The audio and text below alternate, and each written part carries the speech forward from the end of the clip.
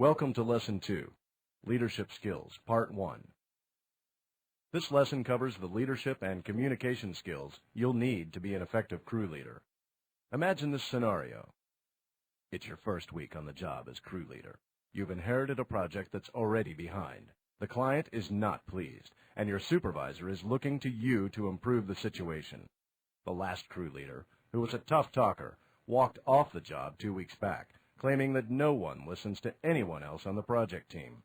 Meanwhile, the work itself requires some creative problem solving, and you need your crew's input, but they're highly unmotivated and don't trust you.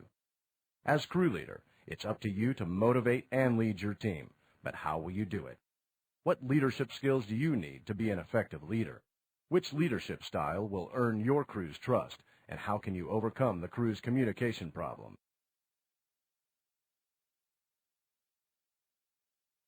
In this lesson, you'll learn about leadership skills and when to use different leadership styles. You'll also learn how to communicate effectively with diverse groups of people and how to overcome communication barriers. By the end of this lesson, you should be able to explain your role as a crew leader, list the characteristics you need to be an effective leader, identify the 3 styles of leadership and know when to use them, use the different forms of communication, explain the 4 parts of verbal communication, demonstrate the importance of active listening. Understanding your power base is helpful for determining which leadership style to use. However, effective leadership takes many forms, and the correct style for a particular situation depends on the nature of the crew as well as the work to be done. So when should you use each style? If the crew doesn't have enough experience for the job ahead, a direct autocratic style may be appropriate. An autocratic style is also effective when a job is repetitive and requires little decision-making. Use a democratic approach if a worker's attitude is the issue. Providing the missing motivational factors may increase performance and improve the worker's attitude. The democratic approach also works well when the work is of a creative nature and requires brainstorming and exchanging of ideas between crew members. Hands-off leadership is not a very effective leadership style. When there is a hands-off leader, leadership becomes the responsibility of a crew member who takes on the role, or else chaos results.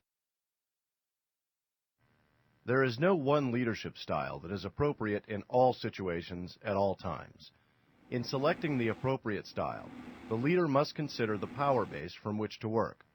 There are 3 elements that make up a power base: expertise, respect, and authority. Roll your mouse over each element to learn more.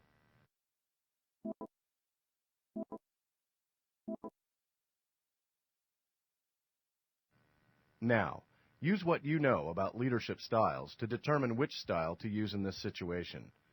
You'll recognize this scenario from the start of the lesson. By now, you should be able to solve it. A job started several months ago, and it's not going well.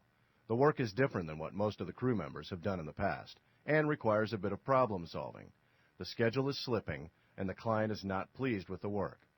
The supervisor was transferred to a different job, and you are walking into the situation. The crew is frustrated, and they don't trust you. Your boss has given you the authority and responsibility to make all of the decisions. Which leadership style should you use? The 3 experts here each have a different opinion. Click play to hear their suggestions. Then, select the one with the right style for the situation.